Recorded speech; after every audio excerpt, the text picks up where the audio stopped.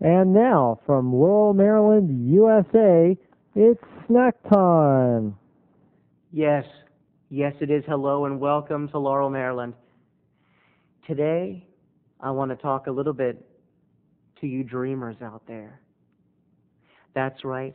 I like to think that deep down inside all of us, there's a little baby dreamer just waiting to get out. It's the dreamers that changed the world, people. Where would we be if Magellan hadn't discovered King's Dominion? Where would we be if Charles Dickens' son had not written The Great Gatsby? Or if Alfred Hitchcock, sounds like Clifford Clavin, or if Alfred Hitchcock had not directed Gone with the Wind? We would be a world without dreamers. And today I'm going to talk about a special little dreamer in my life, in the life of Terry. One that inspires me and shows me that there's more out there. There's more than meets the eye. There's creation. There's art. There's things that we can all do. You, me, and Aunt Jane. That's right. We're talking about the dreamer Aunt Jane. Some of you may remember Aunt Jane from an earlier episode. Aunt Jane's my aunt who I love dearly and who loves me. Maybe in a way she shouldn't love me, but Aunt Jane loves me all the same. Aunt Jane is our dreamer of the day. And let me say, Terry, you might ask yourself, Snackboy, why is Aunt Jane a dreamer? Why are you giving her such credit? Well, let me tell you why. Because some people are happy to just watch Jerry Springer, while others think bigger. Others want to actually be on Jerry Springer. And Aunt Jane is one of those people. Recently, while visiting my parents at their home, the same home where Grandma has her little room tucked back there, Aunt Jane stopped by for the day to say hello, and she brought to me her vision, her personal goal, her dream. And that dream was that all of us to be on Jerry Springer. And here's the thing. The woman was so ambitious that Aunt Jane had even already scripted out the whole thing. And let me tell you what would happen. It would be about me and her. We would begin the show. Jerry would come out and say, "Welcome to Jerry Springer. Today we have the lovely Aunt Jane. And she's joining us with her lover, her, her nephew." And I would come out, right, and I would give her roses. And I would hand her a dozen red roses. And she would cradle those roses in her arms.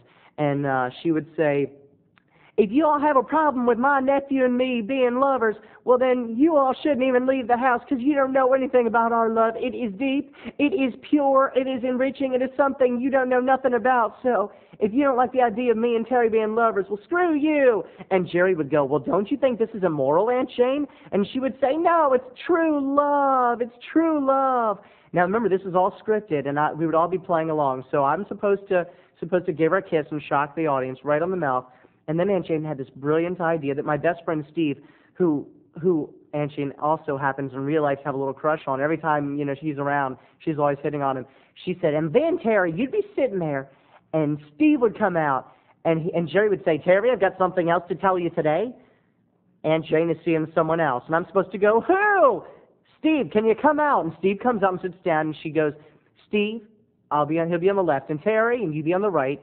I have something to tell both of y'all. I'm sleeping with both of you.'" And Steve and I are supposed to be enraged. I'm supposed to tear up and be like, "Aunt Jane, I loved you." And she was supposed to, and Steve's supposed to fight me, just get out of his chair and bum rush me and start punching. And she's like, "No, I never wanted y'all to fight. It's not supposed to end like this. No." And she's like, "And also, kids, I have something else to tell you that I haven't been quite honest about. Jerry, can I tell them?" And Jerry's go, "Take the stage, Aunt Jane. You're doing a great job already. Why don't you finish?" And Aunt Jane's going to put her hand on his knee or her hand on my knee. "There's someone else in my life. Kenny, could y'all come out here?" And that's right, my brother Kenny, that's right, the one from seminary, my biblical correspondent brother Kenny, was to come out and sit a third chair over. And she was supposed to be like, "I'm also seeing Kenny." And we were all supposed to just lose it. And Kenny's supposed to be like, "What?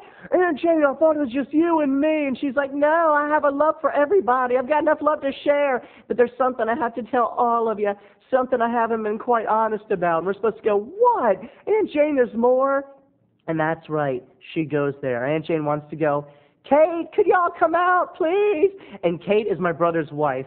beautiful, half American, half Filipino, and she's supposed to come out and go, Aunt Jane, and go, do the French thing, mwah, mwah, and they would kiss each other, and then they would even do something shocking like a little tongue action, just enough to shock the audience, and everyone would go, ooh, and Aunt Jane would go, I have a special love with Kate that none of y'all can understand. And then all us guys were supposed to start fighting each other. Steve's supposed to punch me. I'm supposed to hit my brother. And then we're all supposed to just start gnashing our teeth and pulling our hair out. And then Aunt Jane was going to stand up and say, I know y'all want me to choose, but I have such a hard time picking who I want to spend. Jerry, it is very hard being my position. I don't know what to say to y'all. I love each and every one of them. And if the world out there can't understand the special kind of love that we share, well, if I have to choose, if I had to look deep down in my heart and choose, I would choose,